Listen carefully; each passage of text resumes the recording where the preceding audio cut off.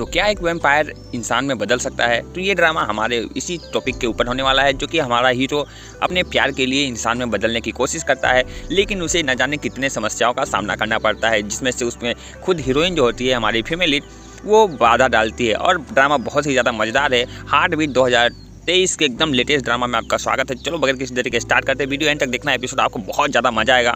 तो चलो बगैर किसी देरी के स्टार्ट करते हैं एपिसोड 1। सो ड्रामे के स्टार्टिंग में हमारा मेन लीड और फीमेल लीड दोनों भागते हुए नजर आ रहे होते हैं, और हमारा मेन लीड बहुत समय पुरानी बातें बता रहा होता है कि कुछ इमोर्टल जो होते हैं वो इस दुनिया पे रहते थे, लेकिन इंसानों को ये चीज़ें रास नहीं आई। सो किसी कारणवश वो उन्हें दौड़ा रहे होते हैं। उनके पीछे कुछ लोग पड़े होते हैं जो कि उसे मारना चाहते हैं। सो वो सिपाही होते हैं, वो उसे बहुत देर तक पीछा कर रहे होते हैं, तो जिसमें हमारी फीमेल लीड बहुत ज़्यादा थक जाती है और गिर जाती है। सो उसे उठा के उससे भागने के समय में वो लोग उसके बहुत ज़्यादा करीब आ जाते हैं और धीरे धीरे उसे चारों ओर से घेर लेते हैं। सो यहाँ पता चलता है कि ये जो हमारा मेन लीड है वो और कोई नहीं, वो एक वैम्पायर है, लेकिन हमारी जो फीमेल लीड है वो एक सिंपल सी लड़की है। सो वो उसे बचाने के लिए कोशिश करता है, लेकिन चारों ओर से उसे घेर लिया जाता है। सो यहाँ पर वो कुछ पावर का यूज़ करके सीधे हवा में उड़ जाता है। सो अगेन उन सिपाहियों में जो सबसे मेन होता है वो सिल्वर की एक तीर लेकर आता है, जो कि वैम्पायर्स के लिए एकदम खतरनाक होता है। तो वो जब उड़ के भाग रहे होते हैं, अपनी फीमेल लीड को लेकर जा रहा होता है, तभी वो दूर से निशान लगाता है और हमारे वैम्पायर को घायल कर देता है और वो दोनों ज़मीन पर गिर जाते हैं। तो दूसरा तीर जब वो नीचे गिरते हैं तो वो फीमेल लीड की तरफ आ रहा होता है, जिसमें हमारा हीरो उसे बहुत ही अच्छे तरीके से बचा लेता है।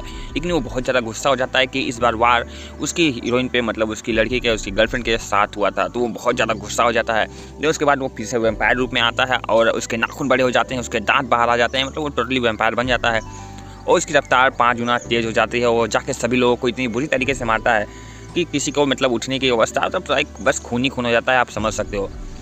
लेकिन जब उसके बाद हमारी फीमेल लीड उसके पास आती है, उसमें जो मुखिया होता है वो अभी भी थोड़ा बहुत उसमें जान होता है, तो वो एक तीर हमारे मेन लीड को मारने ही वाला होता है कि हमारी फीमेल लीड उसके सामने आ जाती है और अपना बलिदान दे देती है। सो अब ड्रामा करंट समय में आ जाता है, जहाँ पे हमारा मेन लीड सियोंग वू जो होता है, सियोंग वू, सो वो अपने कॉफिन में लेटा हुआ होता है। उसके 3 जो सबसे वफादार नौकर होते हैं वो उसके आसपास होते हैं और उसकी अच्छाइयाँ गा रहे होते हैं कि ये हम इन्हें कभी नहीं भूल पाएंगे, ये दुनिया के सबसे महान वैम्पायर हैं और ये बहुत नरम दिल थे, और ये सब बातें वो कर रहे होते हैं। सो आज हमारा सियोंग वू को ये लोग खिदमत करते हुए 100 साल बीत चुके होते हैं। तो वो इस घर को जहाँ वो रहता है वो किसी एक वैम्पायर के हाथों में सौंपने वाला होता है। तो इसीलिए वो सारी रस्में हो रही होती हैं और ऐसा लगता है कि जैसे वैम्पायर के 100 साल हो गए हैं, वो मर चुका है, इसलिए सब उसकी फ्यूनरल में आए हुए हैं। सो उसके बाद सियोंग वू सारे कार्यक्रम होने के बाद उस घर की चाबी एक बटलर के हाथों में देता है, जिसमें वो सबसे ज़्यादा ट्रस्ट करता है और बोलता है कि मुझे पता है कि इस घर को आप ही सुरक्षित रख सकते हो। तो वो बटलर भी बोलता है कि मेरी पूरा जीवन आपके लिए न्यौछावर है और मेरी पीढ़ी आने वाली, मेरे बच्चे के बच्चे के बच्चे के बच्चे सब इस घर की ही हिफाजत करेंगे। तो सियोंग वू बोलता है हाँ बिल्कुल, इसीलिए मैं ये घर की चाबी आपको दे रहा हूँ। ये बातें जानकर वो दोनों के वैम्पायर जो बाकी जो होते हैं वो जेलस होते हैं कि भाई हमें ये क्यों नहीं दिया गया। उसमें से एक जो वैम्पायर होता है पतला वाला, जिसका नाम ली सेंग होता है, वो बोलता है कि मैंने आपकी इतना खिदमत किया, मैंने आपकी इतनी तारीफ़ की, और आप ये चाबी उसे क्यों दे रहे हो, मुझे क्यों नहीं दे सकते हो? क्योंकि वो बोलता है कि साहब तुम्हारी शक्ल अच्छी नहीं है और मुझे तुम्हें सच्चाई नहीं दिखती है। मतलब वो सिंपल सी बात है, वो फ़ायदे के लिए उसकी इतनी सेवा कर रहा होता है। लेकिन तब भी ये तीनों ही सियोंग वू के खास वैम्पायर होते हैं जो उसके राज जानते हैं और उसके आसपास रहते हैं। उसके बाद सियोंग वू अपने बारे में, मतलब वैम्पायर जाति के बारे में कुछ बताना स्टार्ट करता है, जिसमें पहली बात ये बोलता है कि हम भी अब नॉर्मल ह्यूमन बींग्स की तरह रहना स्टार्ट कर चुके हैं और हम किसी का खून नहीं पीते हैं। सबसे बड़ी बात यह है, और हम जैसे लोग जो मर जाते हैं उनका खून पीते हैं, हम जीवन का खून नहीं पीते हैं। और ऐसा है, लोग हमें भी भूल चुके हैं कि वैम्पायर अभी भी एग्जिस्ट करते हैं, लेकिन हम अभी भी हैं। सबसे बड़ी बात, हमें सूरज से बहुत ज़्यादा दिक्कतें हैं, हम उससे बहुत ज़्यादा नफरत करते हैं। उसमें हमें थोड़ा सा ड्रिंक ज़्यादा करना पड़ता है, मतलब हमें थोड़ा खून ज़्यादा पीना पड़ता है सूरज को फेस करने के लिए। और सबसे बड़ी बात, मुझे इंसान बनना है हर कीमत पे, चाहे जो मुझे करना पड़े, लेकिन मुझे इंसान बनना है। इसीलिए 100 सालों के बाद वो अपना सब कुछ त्याग कर देता है। उसे इंसान बनना है चाहे किसी भी हाल हो, इसके लिए चाहे उसे जो भी कीमत चुकानी पड़े। सो हमारा सियोंग वू बहुत ज़्यादा हैंडसम होता है। भले ही वैम्पायर हो, लोगों को तो इसके बारे में पता नहीं होता है, वो लोगों के बीच में ही घुले फिले रहते हैं। सो सियोंग वू को देख के सभी लड़कियाँ फ्लाइंग की तैयारी होती है और बहुत ज़्यादा खुश हो रही होती है। तो ये पतला वाला जो वैम्पायर होता है ली सेंग, वो बोलता है कि यार मैं कितना ज़्यादा हैंडसम हूँ, लोग मुझे देखकर लड़कियाँ पागल सी हो रही हैं। सो उसे देखकर ये मोटा वैम्पायर जिसका नाम पागडुम होता है, वो बोलता है कि ये सब तुम्हें नहीं, ये सब हमारे आका, मतलब हमारे लॉर्ड जो हैं, उन्हें देख के इतना स्माइल कर रही हैं और फ्लाइंग किस दे रही हैं। सो बोलता है क्या मुझ में और इसमें क्या दिक्कत है, हमारी नाक कान सब तो सेम ही है। तो वो बोलता है हाँ सब कुछ सेम है, बट तुम्हारे नाक कान जो है ना वो सब गलत जगह फिट हुए हैं, तुम बहुत ज़्यादा बदसूरत हो। सो उससे उन्होंने एक पार्टी का अरेंजमेंट किया था जहाँ पर सभी लोग वहाँ पर एकत्रित होते हैं, जिसमें कुछ वैम्पायर्स और सब इंसान होते हैं। तो इंसानों को तो ज़्यादा भनक भी नहीं होती है कि उनके नाक के नीचे वैम्पायर्स घूम रहे होते हैं। तो यहाँ पर आज सब लोग जश्न मनाते हैं, पी के टुन हो जाते हैं। और कुछ वैम्पायर्स जो होते हैं यहाँ पर सब खून पीते होते हैं, लेकिन किसी को पता नहीं होता, किसी इंसान का नहीं, बट वो लोग मरे हुए का, जैसे हमारा ब्लड सेंटर होता है ना, वहाँ से खून लेकर खून पी रहे होते हैं। लेकिन जैसे हमारे सियानों को किसी की तलाश होती है, वो सिर्फ कहीं नजरें रख जमाए हुए होता है कि अब वो आएगा, लेकिन वो कौन है वो तो हमें आगे पता चलेगा। और दूसरी तरफ सियोन की ही पार्टी में आके कुछ उनके VIP गेस्ट्स जो होते हैं उसी की बुराइयाँ कर रहे होते हैं कि कितना पागल वैम्पायर है जो इंसानों का खून पीना छोड़ दिया है। और सबसे बड़ी बात है वो इंसान बनने के लिए सोच रहा है। कभी कोई वैम्पायर इंसान बन सकता है क्या? तो ये सब बातें करके वो लोग उस पर हंस रहे थे। तभी उसका जो नौकर होता है, मतलब सर्वेंट जो भी बोलो, पागदुम आके वो बोलता है कि तुम मेरे आका के बारे में ऐसे कैसे बोल सकते हो, दोबारा इस तरह की मतलब जवाब निकाली ना तो मुझसे बड़ा कोई नहीं होगा। सो सियोन पार्टी से बोलो के छत के ऊपर खड़ा होता है। तभी वो एक कपल को देखता है जो लोग मतलब ठंड में वो उसे अपना सब कुछ मफलर और हाथ के ग्लव्स सब दे रहा होता है। सो सियान अपने पास को याद कर रहा होता है जो अपनी फैमिली मतलब जिससे प्यार करता है उसके साथ में। वो पूछती है कि सच्चा प्यार क्या होता है, क्या तुम इसके बारे में जानते हो? सो वहाँ पे वो लड़की जो होती है वो सियान को बताती है कि सच्चा प्यार होता है जिसमें दिल धड़कने लगता है, दिल में तितलियाँ उड़ने लगती है, मतलब वही से बातें बोल रहा होता है। लेकिन उसके पास तो दिल होता नहीं है, वो वैम्पायर होता है। सो वो बोलती है कि तुम टेंशन मत लो, भले ही तुम्हारे पास दिल नहीं हो लेकिन तुम प्यार को फील कर सकते हो। सो यही सब बातें वो कर रहा होता है। इसलिए उसने उससे वादा किया है कि चाहे जो हो जाए मुझे एक बार मानव जीवन में आना है और उसका अनुभव करना है कि दिल का धड़कना क्या होता है, किसी से प्यार करते हैं तो दिल कैसे धड़कता है, दिल में तितलियाँ कैसे उड़ती है। यही सब बातें वो याद कर रहा होता है और उसने उसके प्रॉमिस किया होता है कि वो ज़रूर एक बार इंसान बनेगा और वो सारी चीज़ें अनुभव करेगा। तो इसीलिए वो प्यार करने के लिए और फिर से इंसान बनने के लिए जद्दोजहद कर रहा है, सारी कोशिशें कर रहा है।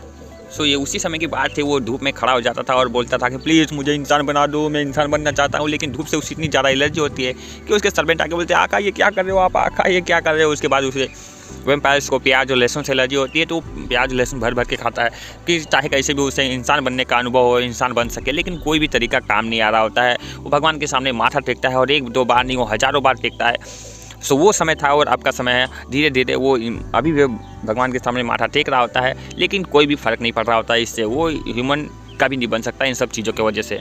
सो करंट समय में फाइनली सियोन को एक बिल्ली मिलती है और वो बिल्ली कोई मामूली बिल्ली नहीं होती है, वो 1000 साल पुराना कोई मतलब बिल्ली होता है जो कि इंसान रूप में आता है। तो सियान चौंक जाता है और इंसान रूप में आते ही बोलता है क्या तुम्हारे पास कुछ पीने के लिए है?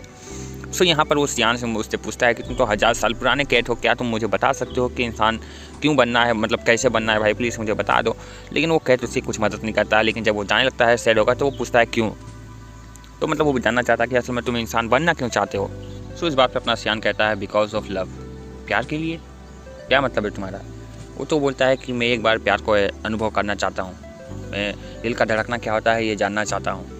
ये सब चीज़ें वो उसको बताता है कि मैं एक बार मेरे हार्ट में तितलियाँ उठने देखना चाहता हूँ। तो ये सब चीज़ें वो बोलता है। सो फाइनली ये सब चीज़ें वो सुनकर, क्योंकि उसने अपने प्रेमिका से मरते वक्त भी वादा किया था कि हम लोग एक बार दोबारा ज़रूर मिलेंगे और उस वक्त हम दोनों के हार्ट ज़रूर धड़केंगे एक दूसरे के लिए। सो ये सब सुनने के बाद वो केट एक रास्ता बताता है, बोलता है कि इसके लिए तुम्हें कॉफिन में 100 सालों तक लेटना पड़ेगा, मतलब सो जाना पड़ेगा। तो वो बोलता है 100 सालों तक के लिए, इसका मतलब तुम मुझे मरने के लिए ही कर रहे हो है ना? तो बोलता है मरने के लिए? तुम क्या सोचते हो वैम्पायर से इंसान बनना इतना आसान है? तुम्हें अपनी पूरी एक ज़िंदगी कॉफिन में सो के बितानी पड़ेगी और जिसके तुम जब उठोगे 100 साल बाद उसके पहले दिन ही तुम इंसान बन जाओगे। सो अब सियान को ना चाहते हुए भी उसकी बात मानना पड़ रहा है और वो अब तैयारी कर रहा है 100 साल उस कफन में सोने के लिए कि वो अब उसे चाहे जैसे भी हो करके उसे एक रास्ता तो मिला इंसान बनने के लिए। तो फाइनली वो सबको अलविदा कहता है, अपने जितने भी साथी रहते हैं उनको अलविदा कहता है। और जो बटलर होता है उसे वो चाबी दे के बोलता है कि मुझे आप विश्वास है कि आप 100 साल बाद आप मतलब कि वो मरने वाला होता है। वो बोलता है कि आप मैं जब तक सोऊंगा तब तक आप मतलब मर चुके होंगे, मैं आपको अलविदा नहीं कर सकता। लेकिन वो बोलता है आप टेंशन मत लीजिए सरकार, मेरे बच्चे के बच्चे जो है ना सब आपकी खिदमत के लिए हमेशा तैयार रहेंगे। और ऐसा करके वो कफन में सो जाता है। लेकिन उसके साथ एक मिरर भी लेके जाता है कि जब भी मेरे 100 साल पूरे होंगे तो मैं उठते अपना हैंडसम सा चेहरा देखने चाहूँगा।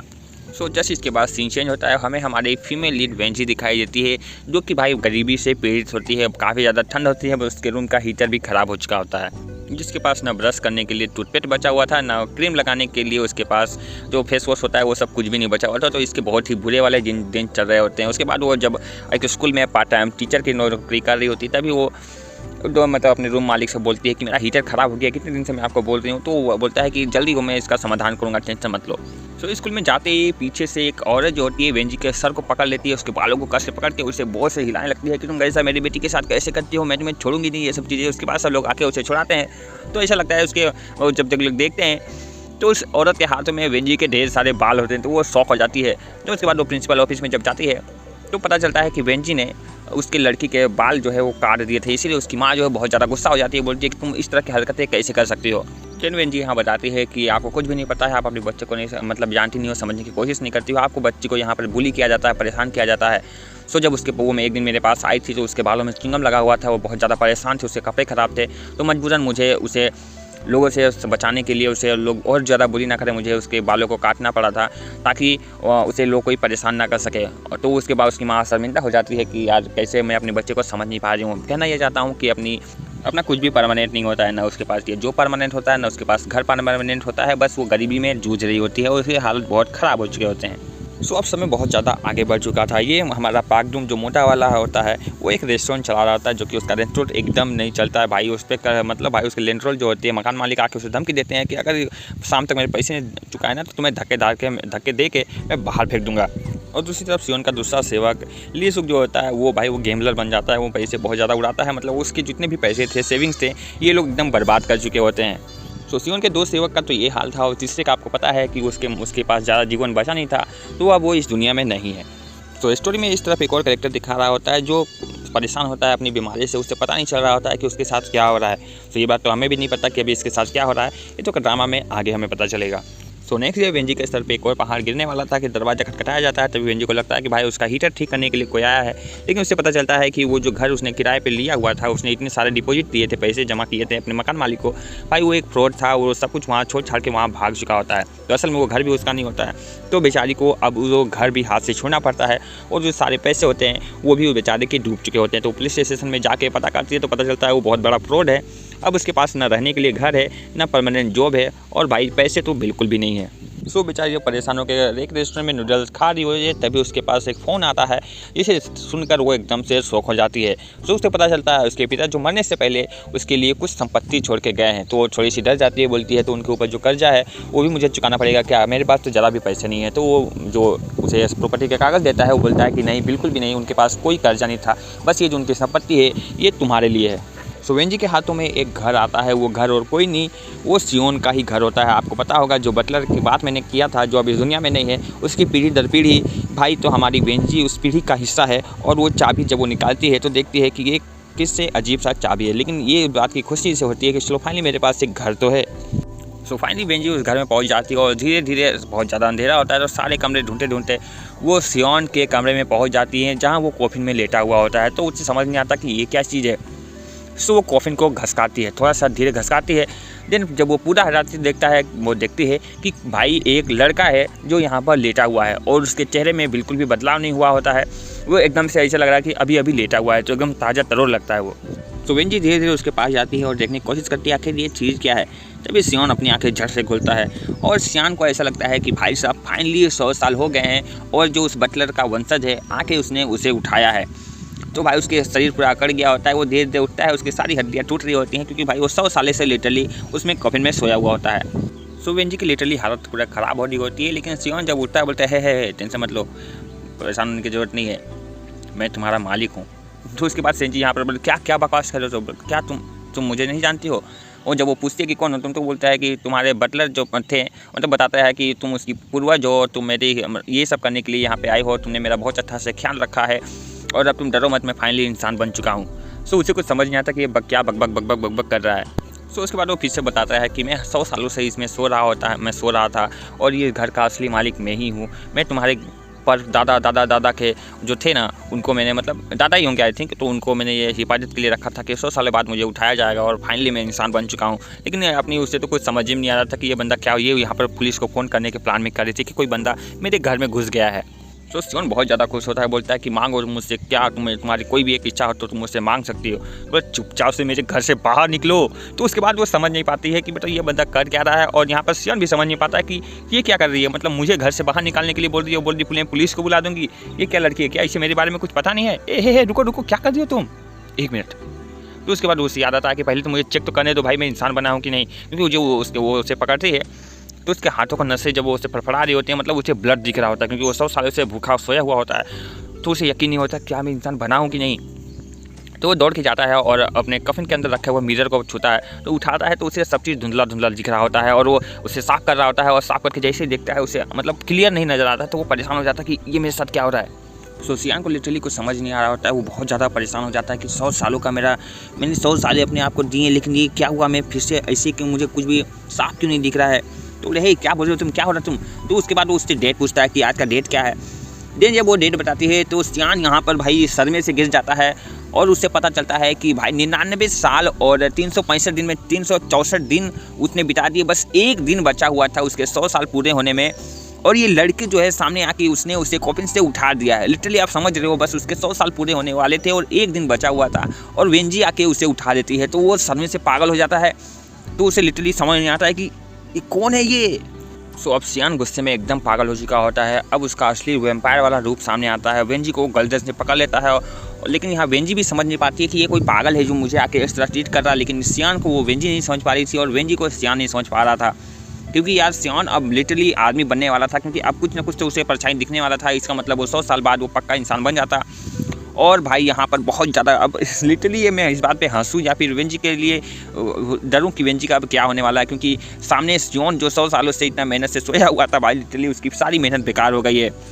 देन उसके बाद अब बोलता है कि तुमने बहुत बड़ा कांड कर दिया है भाई, मतलब तुमने जानती नहीं हो तुमने क्या किया, मेरे 100 सालों की मेहनत बर्बाद कर दी है, इसकी सज़ा तुम्हें मिलेगी और बराबर मिलेगी। उसके बाद वो उसे गर्दन से पकड़ के उसे काटने जाता है, क्योंकि वो असल में तो वो एम्पायर ही है, तो उसे जज से वो गर्दन से काटने जाता है। तो यहाँ पर ट्विस्ट ऐसा है कि वेंजी ही उल्टा उसके गर्दन को काट लेती है। लिटरली वो उसके गर्दन को, जैसे हम लोग किसी को गुस्से में दांत काट लेते हैं, वैसे वो उसके गर्दन को काट लेती है। तो भाई पहली बार ज़िंदगी में वैम्पायर को किसी ने काटा होगा, वो भी इंसान ने, तो लिटरली वो उल्टा चिल्लाने लगता है कि अरे ये क्या कर रही हो। सो यहाँ पे हमारा एपिसोड 1 खत्म होता है। एपिसोड 1 लिटरली 1 घंटे से ज़्यादा का था, मैंने शॉर्ट में समझाया है, लेकिन मैं ड्रामा को बहुत अच्छे से एक्सप्लेन करना चाहता हूँ, इसलिए ज़्यादा पार्ट्स को मैंने काटा नहीं है। आई होप आपको ड्रामा पसंद आएगा। लाइक से सब्सक्राइब कर दो और कमेंट बताओ आपको नेक्स्ट पार्ट चाहिए कि नहीं, और देखो अब इनका क्या ही होने वाला है। तो यहाँ पर सियान बहुत तेज चिल्लाने लगता है कि भाई तुम मुझे कैसे काट सकती हो। लिटरली भाई मुझे ड्रामा बहुत ज़्यादा पसंद है, आपको पसंद है तो जल्दी से कमेंट करो। See you in the next video, तब तक के लिए बाय बाय।